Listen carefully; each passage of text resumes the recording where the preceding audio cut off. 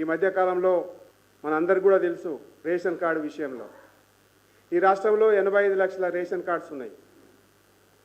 నీవు కనుక ప్రజాపాలన దరఖాస్తులు అని చెప్పేసి తీసుకున్నావు కాంగ్రెస్ పార్టీ అధికారంలోకి వచ్చిన తర్వాత. గత ప్రభుత్వం ఒక్క రేషన్ కార్డు కూడా 10 సంవత్సరాల నుండి ఎవరికి ఇచ్చినటువంటి పాపన పోలే. రేషన్ కార్డ్స్ కూడా ఎవరికి ఇస్తారంటే బీసీ ఎస్సీ ఎస్టీ వాళ్ళు మాత్రమే రేషన్ కార్డ్స్ ఎక్కువ పేదవాళ్లకు ఇవ్వాల్సినటువంటి అవసరం ఉంటుంది, సంచార జాతుల వారికి ఇవ్వాల్సినటువంటి అవసరం ఉంటుంది.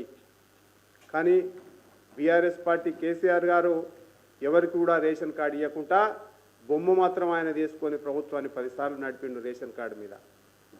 రేవంత్ రెడ్డి గారు వచ్చిన తర్వాత రేషన్ కార్డు మీద బొమ్మ మార్చిండు. ప్రజాపాలన దరఖాస్తులని చెప్తే 13 లక్షల దరఖాస్తులు వచ్చినాయి రాష్ట్రంలో మొత్తం.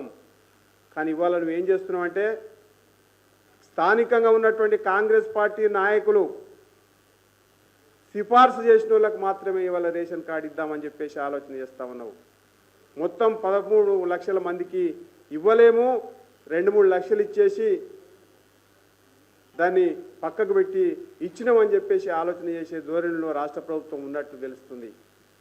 మేము భారతీయ జనతా పార్టీగా ఈ బీసీ ఎస్సీ ఎస్టీలకు మాత్రమే రేషన్ కార్డ్స్ అవసరం ఉంటాయి, ఈబీసీల వరకు కూడా రేషన్ కార్డ్స్ అవసరం ఉంటాయి పేదవాళ్లకు. కాబట్టి 13 లక్షలు ఇచ్చినటువంటి దాంట్లో అర్హులైనటువంటి వాళ్ళందరికీ ఇవ్వాలని చెప్పేసి భారతీయ జనతా పార్టీ డిమాండ్ చేస్తూ ఉంది.